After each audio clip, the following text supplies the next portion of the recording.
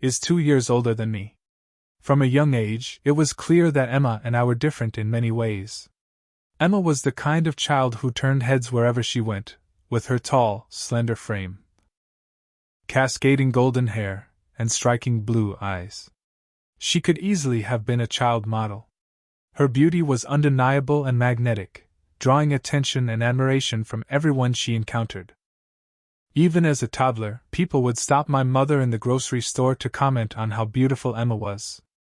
I, on the other hand, was often described as cute. I had a petite build with curly brown hair that refused to be tamed and wide hazel eyes. While Emma's beauty was the kind that commanded attention, mine was more subdued.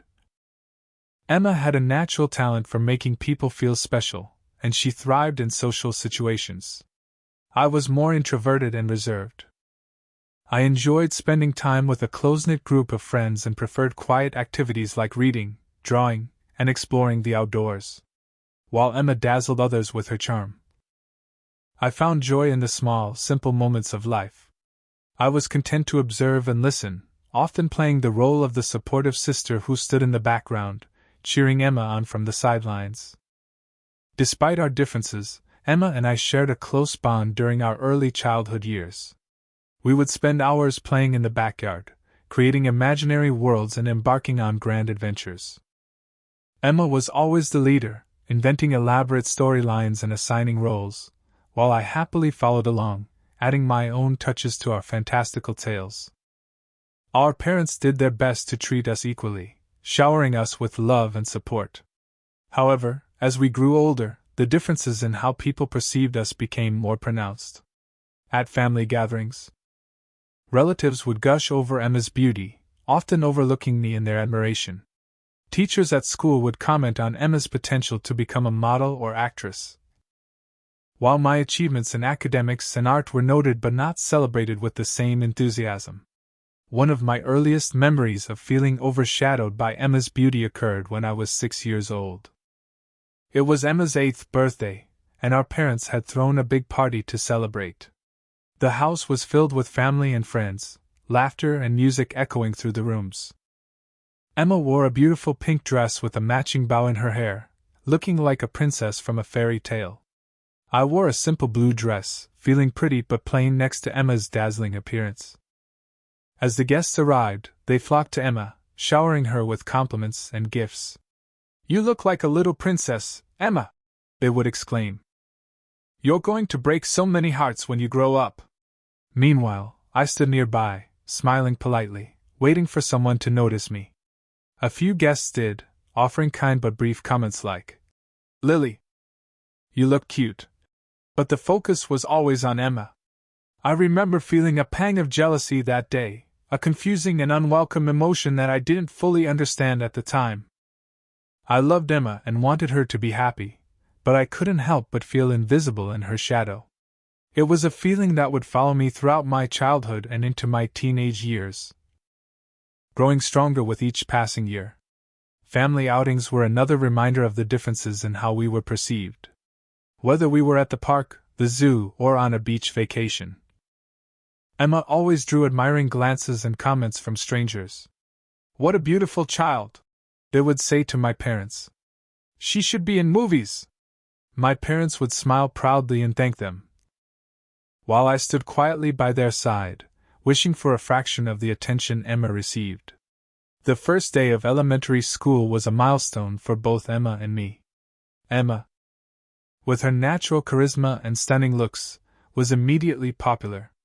She made friends effortlessly, her laughter and charm drawing others to her like a magnet. I admired her ability to connect with people and often found myself standing quietly by her side, watching as she navigated the social landscape with ease. Emma's popularity grew quickly. She was invited to every birthday party, chosen first for group activities, and always had someone to sit with at lunch. I, on the other hand, struggled to fit in. Making friends didn't come naturally to me. I was shy, preferring the company of a good book to the noise of the playground, while Emma thrived in the social environment of school. I often felt like an outsider looking in. In the classroom, the differences between us were equally apparent. Teachers adored Emma, They praised her participation, her enthusiasm, and her ability to brighten the room with her presence. "Emma, you're such a delight," they would say. "Your smile just lights up the classroom."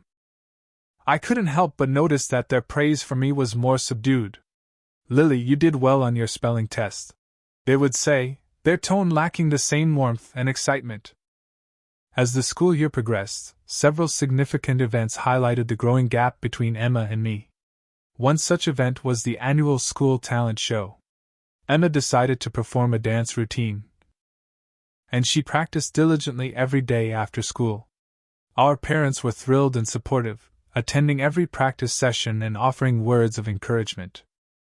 When the night of the talent show arrived, the auditorium was packed with students, parents, and teachers. Emma took the stage in a sparkling costume, her confidence radiating through the room. She performed flawlessly, her movements graceful and captivating. The audience erupted in applause, and I felt a surge of pride for my sister. But as the cheers grew louder, so did the pang of jealousy in my heart. Later that evening, as we gathered in the school gymnasium for refreshments, Emma was surrounded by admirers. "Emma, you were amazing! You should be a professional dancer." The compliments flowed freely, and I watched from the sidelines, feeling small and insignificant. No one seemed to notice my presence, and I couldn't shake the feeling of being overshadowed. One particular family gathering stands out in my memory. It was Thanksgiving, and our house was filled with the delicious aroma of roasted turkey and pumpkin pie. Relatives had traveled from near and far to join us, and the dining room buzzed with conversation and laughter. Emma, dressed in a stylish outfit that accentuated her beauty, was the center of attention, as usual. As we gathered around the dinner table, our Aunt Margaret turned to Emma and said, "Emma, darling." And performances. Emma was chosen to be the lead in the school play, playing a fairy tale princess who saved the day with her bravery and beauty. She rehearsed her lines with enthusiasm, and our parents couldn't have been prouder. On the day of the spring fling, the entire school gathered in the auditorium to watch the play. Emma's performance was, as expected, flawless. She captivated the audience with her charm and grace, earning a standing ovation. I watched from the audience, clapping along with everyone else, but inside, I felt a mix of pride and resentment. After the play, there were games and activities on the school lawn. Emma was surrounded by friends, all eager to be seen with the school star. I wandered the grounds, feeling out of place and disconnected. I wanted to join in the fun, but my shyness held me back. As I watched Emma laughing and playing with her friends, I couldn't help but wonder if I would ever feel as confident and accepted as she did. The first feelings of jealousy and resentment began to take root during these formative years. I loved Emma deeply, but I couldn't ignore the constant comparisons and the favoritism that seemed to follow her everywhere. It wasn't just the teachers and family members who favored her. It was everyone. Even our peers seemed to gravitate toward her, leaving me feeling like an afterthought. One Christmas, our family gathered at our grandparents' house. The living room was filled with twinkling lights, and the scent of freshly baked cookies filled the air. As we exchanged gifts, our relatives couldn't help but comment on Emma's appearance. "Emma, you're growing more beautiful every year. You look like a movie star." I received kind but less enthusiastic comments. "Lily, you're looking nice today," they would say, their eyes already drifting back to Emma. That night, as we lay in our shared bedroom at our grandparents' house, I confided in Emma about how I was feeling. "Emma, do you ever get tired of all the attention?" I asked, my voice barely above a whisper. Emma sighed and turned to face me. "Sometimes, Lily, it can be overwhelming, but I'm grateful for it too. You know, you have so many amazing qualities that people notice too. You're smart, creative, and kind. Don't let anyone make you feel less than you are." I appreciated Emma's words, but they didn't fully alleviate my feelings of jealousy and inadequacy. It was hard to feel confident when I was constantly being compared to someone who seemed to have it all. As we progressed through elementary school, there were more events and activities that highlighted the differences between Emma and me. One such event was the annual science fair. Emma and I both participated, and while I worked diligently on my project about the solar system, Emma chose a project about butterflies that showcased her artistic talents. On the day of the science fair, the gymnasium was filled with colorful displays and eager students. Emma's project was beautifully presented, with intricate drawings of butterflies and a detailed explanation of their life cycle. My project, though well-researched, paled in comparison to the visual appeal of Emma's display. When the judges announced the winners, Emma received first place in the artistic category. I received an honorable mention for my research, but it felt like a consolation prize. Our parents were proud of both of us, but the excitement around Emma's win was palpable. "Emma, you did such an amazing job! We're so proud of you!" they exclaimed, while my achievement was acknowledged with a simple, "Good job, Lily." I tried to hide my disappointment, but it was difficult. The constant comparisons and the feeling of being overshadowed were taking a toll on my self-esteem. I loved Emma and wanted to be happy for her, but I couldn't ignore the growing sense of resentment and inadequacy. One summer, our family went on a vacation to a lakeside cabin. It was a beautiful, serene place, surrounded by trees and with a clear blue lake perfect for swimming and boating. Emma and I spent our days exploring the woods, swimming in the lake, and roasting marshmallows by the campfire. One afternoon, as we were swimming, a group of kids from a neighboring cabin joined us. Emma, with her outgoing personality, quickly made friends with them. They were captivated by her beauty and charm, and soon they were playing games and splashing around together. I tried to join in, but I felt like an outsider. The kids seemed more interested in Emma, and I found myself drifting to the edge of the group, watching from a distance. That evening, as we sat by the campfire, I couldn't help but feel a pang of jealousy. Emma had a way of making friends effortlessly, while I struggled to fit in. It was a feeling that I was becoming all too familiar with, and I didn't know how to deal with it. As we moved through elementary school, the differences between Emma and me continued to shape our experiences. Emma's popularity and ease in making friends stood in stark contrast to my struggles. I found solace in my studies and hobbies, but the social dynamics of school were a constant challenge. One day during recess, a group of girls invited Emma to join their game of hopscotch. I stood nearby, hoping to be included, but they didn't seem to notice me. Emma, always the kind sister, turned to me and said, "The girls exchanged glances but didn't protest, so I joined in." As we played, it became clear that the girls were more interested in Emma. They complimented her on her hopscotch skills. By the time we reached 5th grade, the divide between Emma and me had grown wider. Emma was elected class president, a role that suited her outgoing personality and leadership skills. She thrived in the spotlight, organizing events, leading discussions, and earning the admiration of teachers and students alike. I continued to excel in academics, often earning top grades and praise from my teachers, but the recognition I received felt different from the adoration showered on Emma. My achievements were acknowledged with polite applause. I spent hours in my room working on a piece that I hoped would capture the judge's attention. It was a portrait of a girl standing in a field of wildflowers, her expression a mix of wonder and melancholy. I poured my heart into the drawing, determined to create something that would make me proud. When the day of the art contest arrived, I felt a mix of excitement and nerves. The school gymnasium was filled with colorful displays, each piece a testament to the talent and creativity of the students. Emma accompanied me, but the timing seemed all wrong. Not wanting to interrupt Emma's moment, I quietly slipped into my room and gently placed the certificate and ribbon in a drawer. Sitting on my bed, I stared at the drawer, feeling a mix of disappointment and frustration.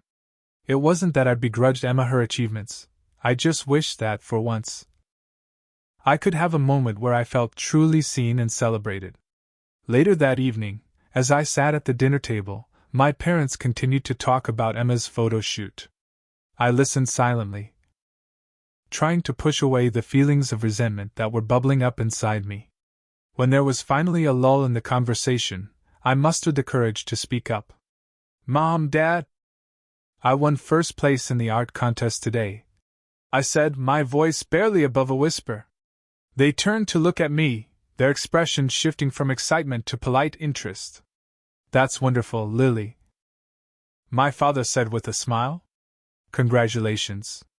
"Yes, we're very proud of you, sweetheart," my mother added, but their enthusiasm didn't match the excitement they had shown for Emma's news. The conversation quickly shifted back to Emma's photo shoot, leaving me feeling once again overshadowed. As I cleared the dinner table that night, I thought about Mrs. Thompson's encouraging words and the applause I had received at the art contest. Despite my parents' subdued reaction, I reminded myself that my achievement was important and valuable. I had worked hard and earned my success, and I needed to hold on to that sense of pride, even if it wasn't fully recognized at home. In the quiet of my room, I took out the certificate and ribbon again, placing them on my desk where I could see them. They were a reminder of my talent and my potential, a beacon of hope in the midst of my struggle to find my place in a world that often seemed to favor my sister. As I lay in bed that night, I vowed to keep pursuing my passions and to celebrate my own victories, no matter how small they might seem to others. My growth spurt was less dramatic, and my appearance remained relatively unchanged. My curly brown hair and hazel eyes were considered cute rather than stunning, and I was often overlooked in favor of my sister's striking beauty. I was quieter, more reserved, and focused on my academics and hobbies, while Emma thrived in the social spotlight. I found solace in my studies and my artwork. As Emma's popularity grew, so did her involvement in modeling and beauty pageants. She was scouted by a local modeling agency and began participating in photo shoots and competitions. Our parents were thrilled and supportive, attending every event and cheering her on from the sidelines. Emma's room quickly filled with trophies, sashes, and framed photos from her modeling gigs. She was becoming a local celebrity, and our parents couldn't have been prouder. As high school came to an end, Emma and I found ourselves at a crossroads. Emma had decided to fully pursue her modeling and acting career, a path that had always seemed destined for her. With her undeniable beauty and charisma, she had already made significant strides in the industry. Offers from modeling agencies and casting directors came pouring in, and soon she was traveling across the country for various gigs and auditions. Our parents were immensely proud of her achievements and supported her every step of the way. I, on the other hand, had chosen a different path. My passion for art and literature had only grown stronger over the years, and I decided to attend a liberal arts college that offered excellent programs in both fields. While Emma's world was filled with glitz and glamour, mine was more subdued but equally fulfilling. I looked forward to immersing myself in my studies, exploring new ideas, and honing my creative skills. The first day of college was a mix of excitement and nervousness. The campus was buzzing with energy as students moved into their dorms and attended orientation events. I felt a sense of independence and freedom that I hadn't experienced before. My dorm room was small but cozy, decorated with posters of famous paintings and stacks of books. It was my own little sanctuary, where I could escape into my world of creativity. College life was a transformative experience for me. I quickly immersed myself in my classes, eager to learn and grow. The professors were passionate and knowledgeable, and I found myself inspired by their teachings. My art classes allowed me to experiment with different mediums and techniques, while my literature courses opened my mind to new perspectives and ideas. I also developed close friendships with my fellow students. We bonded over late-night study sessions, shared interests, and the ups and downs of college life. My roommate, Sarah, was a kind and supportive friend who shared my love for art. We often spent hours in the art studio, working on our projects and discussing our dreams and aspirations. One of the most significant aspects of my college experience was meeting Mark. We met during our sophomore year in a creative writing class. Mark was an English major with a passion for poetry and storytelling. He had a quiet, introspective demeanor that drew me in. And we quickly became friends. Our friendship blossomed into a romantic relationship, and soon we were inseparable. Mark was a constant source of support and encouragement.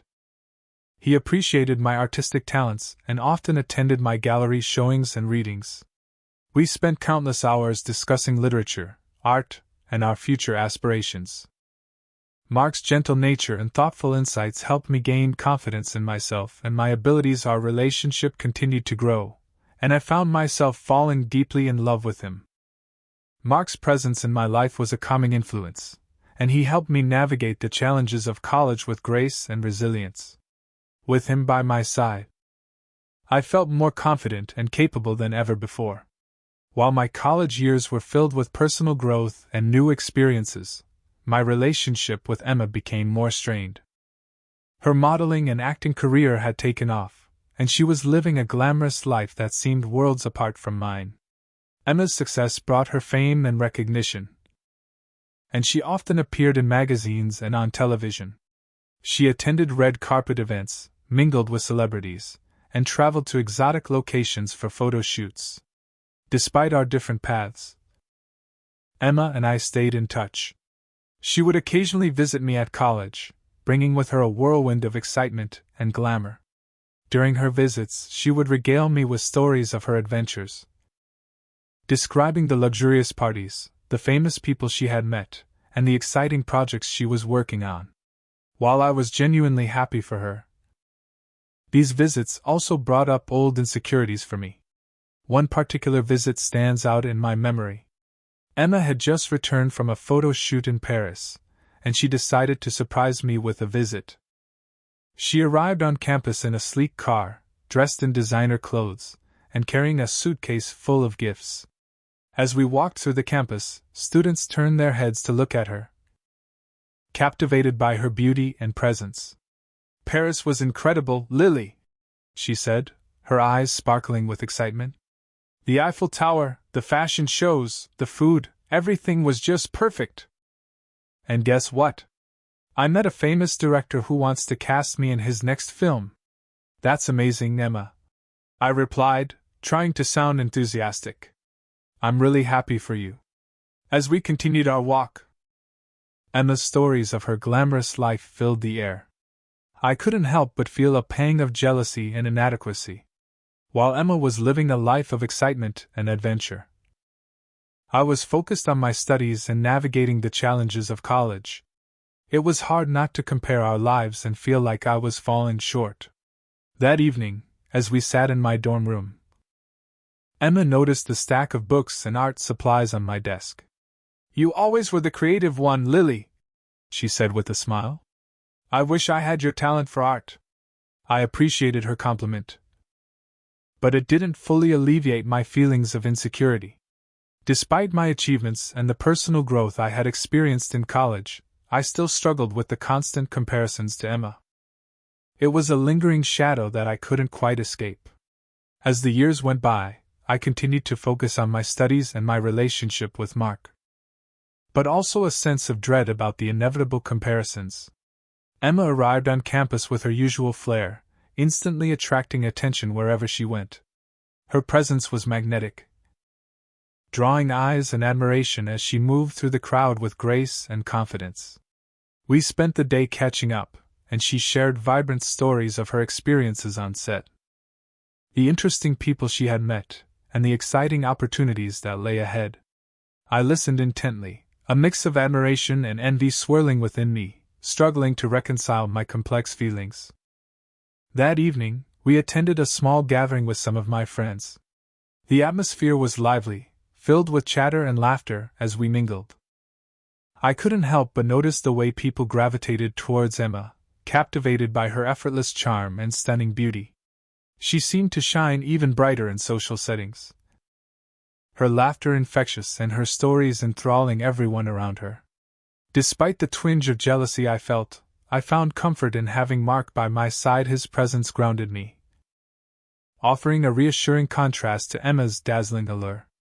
As the night wore on, I appreciated Mark's steady support. His quiet strength providing a sense of stability amidst the whirlwind of Emma's charisma. From the moment I met Mark, our relationship felt like something out of a beautifully written novel. We met during our sophomore year in a creative writing class, and it didn't take long for me to be drawn to his quiet, introspective nature. Mark had a passion for poetry and storytelling, and his gentle demeanor and thoughtful insights quickly captured my heart. Our friendship began with long conversations after class. We would sit in the campus cafe, sipping on coffee and discussing our favorite books, authors, and the themes that resonated most with us. Mark's love for poetry was evident in the way he spoke, his words carefully chosen and imbued with a depth of meaning. I found myself looking forward to these moments, cherishing the time we spent together. One crisp autumn afternoon, Mark invited me to a poetry reading at a local bookstore. The intimate setting, with its dim lighting and the faint scent of old books, created a cozy atmosphere. As we listened to the poets recite their works, I felt a sense of connection and understanding with Mark that I had never experienced before. After the reading, we walked through the city streets, the leaves crunching under our feet, and talked about our dreams and aspirations. It was during this walk that Mark shyly admitted his feelings for me, and I realized that I felt the same way. Our relationship blossomed from there. Mark's presence in my life was a calming influence, and he helped me navigate the challenges of college with grace and resilience. We spent countless hours together studying, attending art exhibits, and exploring the city. Mark's support and encouragement were unwavering, and he often attended my gallery showings and readings, always the first to offer a kind word or a thoughtful critique. One of my favorite memories from those early days was a spontaneous road trip we took during spring break. We decided to visit a small coastal town known for its picturesque beaches and vibrant art scene. The drive was filled with laughter and music as we sang along to our favorite songs and shared stories from our childhoods. When we arrived, we spent our days wandering through art galleries, collecting seashells on the beach, and watching the sunset over the ocean. In the evenings, we would sit on the balcony of our little beach cottage, wrapped in blankets, and talked for hours under the stars. It was during this trip that I realized just how deeply I had fallen in love with Mark. Mark had a way of making me feel truly seen and appreciated. He valued my creativity and intelligence, and he often reminded me of my worth, especially during moments of self-doubt. His love was a steady, unwavering force that gave me the confidence to pursue my passions and believe in myself.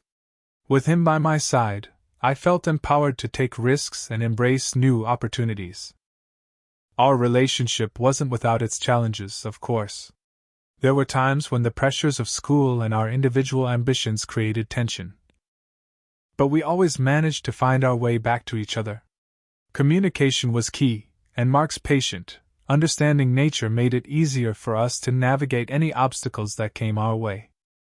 We learned to support each other's dreams and celebrate each other's successes, knowing that our love was strong enough to withstand any difficulties. One particularly challenging period came during our senior year, when I was working on my senior thesis, a collection of paintings and essays exploring the intersection of art and literature.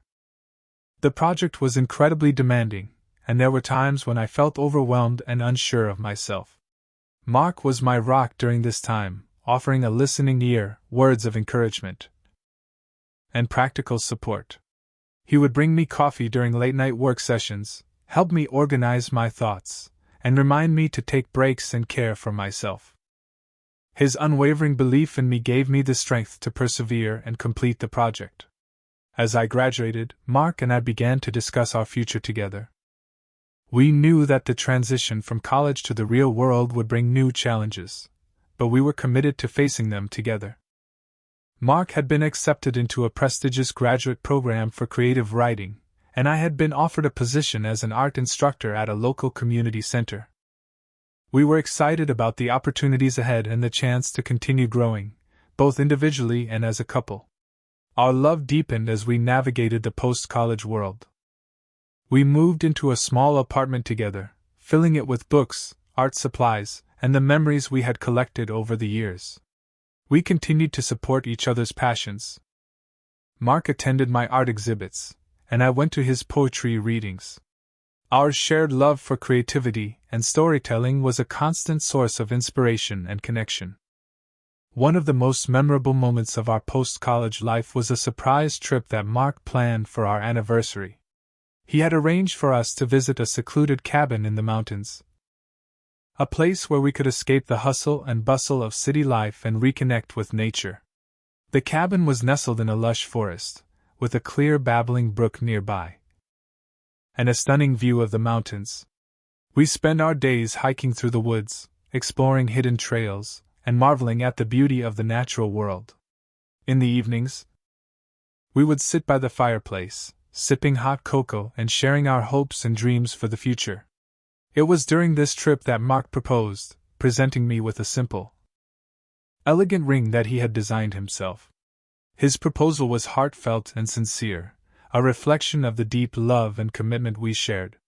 I joyfully accepted, and we spent the rest of the evening celebrating our engagement under the stars. Our journey towards self-acceptance and confidence in our careers continued to evolve. I found immense fulfillment in my role as an art instructor, helping students discover their own creative potential. Mark's graduate program challenged him to refine his craft, and he began to gain recognition for his poetry. We faced new challenges and uncertainties, but our love remained a constant, guiding us through every twist and turn. My journey towards self-acceptance and confidence in my career was deeply intertwined with my relationship with Mark. His unwavering support and belief in me were instrumental in helping me overcome the insecurities that had plagued me for so long. One of the most significant steps in my journey was the decision to pursue a master's degree in art therapy, combining my love for art with a desire to help others. I found a sense of purpose and fulfillment that was profoundly rewarding. The program was rigorous, but it allowed me to explore new dimensions of my creativity and develop a deeper understanding of the therapeutic power of art. Throughout my studies, Mark was my biggest cheerleader. He celebrated my successes and provided comfort during moments of doubt. His encouragement gave me the confidence to push myself and take risks, knowing that he believed in my abilities even when I struggled to believe in myself. My first internship as an art therapist was both challenging and transformative. I worked with a diverse group of clients, each with their own unique stories and struggles. Through my work, I witnessed the incredible impact that art could have on an individual's emotional and mental well-being. It was a humbling and inspiring experience that reinforced my commitment to this field. One particularly memorable client was a young girl named Mia, who had experienced significant trauma and struggled with severe anxiety. Through our sessions, Mia began to express her feelings and experiences through her artwork. Watching her transformation and growth was deeply moving, and it affirmed my belief in the power of art therapy. Mia's progress also mirrored my own journey towards self-acceptance, as I learned to trust in my skills and embrace my role as a therapist. My confidence continued to grow as I completed my degree and began working as a full-time art therapist. I developed strong relationships with my clients and colleagues, and I found immense satisfaction in helping others heal and find their own paths to self-acceptance. My work was challenging, but it was also incredibly rewarding, and I felt a deep sense of fulfillment in my career. Throughout this journey, Mark remained a steadfast presence in my life. We continued to support each other's dreams and aspirations, celebrating our individual successes and navigating challenges together. Our relationship was built on a foundation of love, trust, and mutual respect, and it only grew stronger with time. As I reflected on my journey, I realized that my path to self-acceptance and confidence was not just about achieving external success. It was about embracing my unique talents and passions, believing in my worth, and finding joy in the process. With Mark's love and support, I had learned to see myself through a lens of compassion and self-respect. And it was a lesson that would stay with me for the rest of my life. The days of love between Mark and me were a beautiful tapestry of shared experiences, challenges, and triumphs. Our relationship was a source of strength and inspiration, guiding us through the complexities of life and helping us grow both individually and as a couple. As I looked towards the future, I felt a deep sense of gratitude for the love we shared and the journey we had embarked on together. With Mark by my side, I knew that I could face any challenge and continue to pursue my dreams with confidence and resilience. The day of the outing with Mark and his friends had arrived, and I was filled with a mix of excitement and nervousness.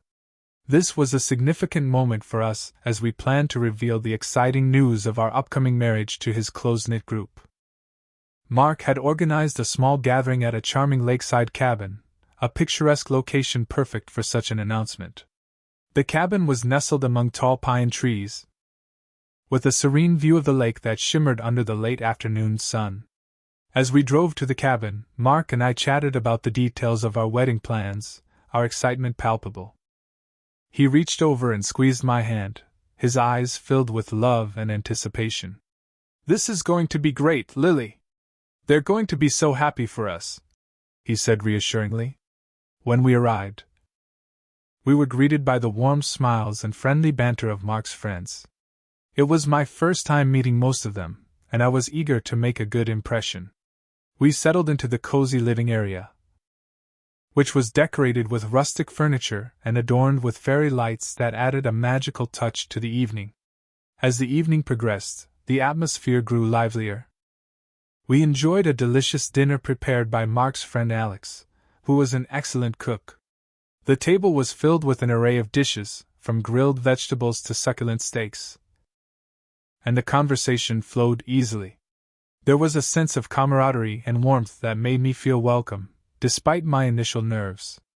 After dinner, we moved to the spacious deck overlooking the lake.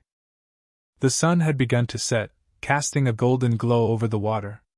Mark and I exchanged a glance, knowing it was the perfect moment to share our news. He stood up, drawing everyone's attention. "Hey! Everyone, can I have your attention for a moment?" Mark began, his voice filled with excitement. "Lily and I have some news we'd like to share with you all." The group quieted down, all eyes on us. I felt a rush of anticipation as Mark continued. "We're getting married," he announced, his face lighting up with joy. There was a moment of stunned silence, followed by a chorus of cheers and applause. His friends rushed to congratulate us, and I felt a warm sense of acceptance and happiness. We toasted to our future, clinking glasses of champagne and exchanging hugs. As the celebration continued, everyone settled back into their seats, drinks in hand. The conversation turned to lighter topics, and we began to share stories and laugh. At some point, the topic of siblings came up, and one of Mark's friends, Jenna, asked me about my family. "So, Lily, do you have any siblings?" she inquired, her tone genuinely curious. "Yes, I have an older sister, Emma," I replied, smiling. "She's a model and actress." The mention of Emma seemed to pique everyone's interest. "Wow, a model and actress!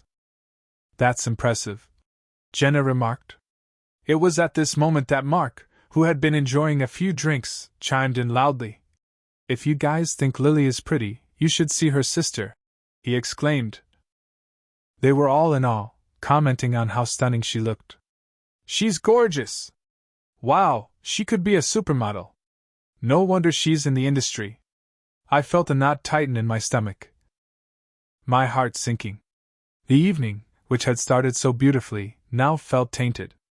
Mark's comment and the subsequent admiration for Emma's photos made me feel small and insignificant. I forced a smile, trying to hide my discomfort, but inside, I was reeling. As the night continued, I couldn't shake the feeling of humiliation that washed over me. Mark's words echoed in my mind, a harsh reminder of the insecurities I had battled for so long, the constant comparisons to Emma, the feeling of being overshadowed. It all came rushing back in that moment. I tried to engage in the conversation, but my mind was elsewhere. I felt a growing sense of resentment and hurt. It wasn't just about the comment itself, but the realization that even my own boyfriend seemed to find Emma more attractive than me. It was a painful confirmation of my deepest fears. Mark, seemingly oblivious to my distress, continued to laugh and chat with his friends. I watched him, feeling a mixture of anger and sadness. How could he not see how much his comment had hurt me? How could he not understand the weight of his words? Eventually, I excused myself and went inside, needing a moment to collect my thoughts. I stood in the kitchen, staring out the window at the darkening lake, feeling tears prick at the corners of my eyes. The evening, which was supposed to be a joyous celebration, had turned into a painful reminder of my insecurities and the constant comparisons I couldn't escape. When the gathering finally wound down and Mark and I headed to bed, the silence between us was heavy. As we lay in the darkness, I couldn't hold back any longer. "Mark," I began, my voice trembling. "Why did you say that about Emma tonight?" He turned to face me, confusion written across his face. "What do you mean?" "You said if everyone thinks I'm pretty, they should see my sister," I explained, my voice breaking. "Then you showed them her photos. Do you have any idea how that made me feel?" Realization dawned on his face, and he reached out to take my hand. "Lily, I'm so sorry. I didn't mean it like that. But that's how it felt," I said, pulling my hand away. "It felt like you were saying she's more beautiful than me, like I'm not enough, and in front of all your friends. It was humiliating." Mark's expression softened, and he looked genuinely remorseful. "I didn't think about it that way. I was just trying to show them how amazing your family is. I'm really sorry, Lily. You know I love you and think you're beautiful." His words, though sincere, did little to ease the pain. The damage had been done, and I couldn't simply brush it off. "It's not just about tonight," I said quietly. "It's about always being compared to Emma. I thought you understood how hard that is for me." "I do understand," Mark insisted. "I was just being stupid careless. Please forgive me. I didn't mean to hurt you." I wanted to believe him, to let go of the hurt and move on, but the comment had struck a deep nerve. It wasn't something I could easily forget. "I need some time," I said finally. "I need to process this." Mark nodded, his eyes filled with regret. "Take all the time you need, Lily. I'll be here when you're ready to talk." The days following the outing were difficult. The comment replayed in my mind, a constant reminder of my insecurities. I found myself avoiding social media, not wanting to see Emma's photos and the flood of admiration they always garnered. I distanced myself from Mark, needing space to sort through my feelings. Mark tried to make amends in various ways, leaving me sweet notes, planning thoughtful gestures, and repeatedly apologizing. While I appreciated his efforts, the wound was still fresh, and I struggled to move past it. I confided in my close friends, seeking their perspective and support. They were understanding and empathetic, reassuring me of my worth and beauty. "Lily, you're an incredible person," Sarah, my best friend, said one afternoon over coffee. "Mark loves you for who you are. He made a mistake, but that doesn't change how amazing you are." Their words were comforting. It was a deeper issue of respect and understanding. At his age, Mark should have known better than to make such a hurtful comment, especially in a public setting. Another commenter wrote, "Lily embarks on a journey of self-exploration and growth, guided by the support of her friends and the insights gained through therapy." Central to the narrative is the impact of external validation on one's sense of self-worth. Lily's experiences with Mark, her boyfriend, highlight the profound effect that thoughtless comments can have on a person's confidence. Mark's ill-considered remark about Emma during a social outing triggers a cascade of emotions in Lily. Underscoring the fragility of her self-esteem, the incident serves as a catalyst for reflection, prompting Lily to confront her insecurities and reevaluate her relationship with Mark. Through Lily's journey, the story underscores the importance of mutual respect and empathy in relationships. But it is through confronting her insecurities head-on that she begins to reclaim her sense of self-worth. With the support of her friends, Lily learns to embrace her individuality and celebrate her unique qualities. The narrative also underscores the importance of surrounding oneself with a supportive network of friends and loved ones. Lily's friends serve as a source of strength and encouragement, offering empathy and understanding during her moments of vulnerability. Their unwavering support empowers Lily to confront her insecurities and make decisions that prioritize her emotional well-being. This emphasizes the transformative power of human connection in overcoming personal challenges and fostering resilience. Ultimately, the story culminates in a powerful realization about the necessity of setting boundaries and prioritizing self-care. Lily's decision to end her relationship with Mark symbolizes a turning point in her journey towards self-empowerment. In conclusion, the story encapsulates a profound lesson about the importance of self-acceptance, respect in relationships, open communication, the support of loved ones, and the necessity of setting boundaries. Through Lily's journey, we are reminded of the transformative power of introspection, empathy, and human connection in navigating life's challenges and embracing our true selves. It is through confronting our insecurities with courage and compassion that we can ultimately find the strength to live authentically and pursue happiness on our own terms. Thank you for watching. If you haven't subscribed yet, please do so and hit the notification bell to stay updated with more shocking real-life stories happening around you.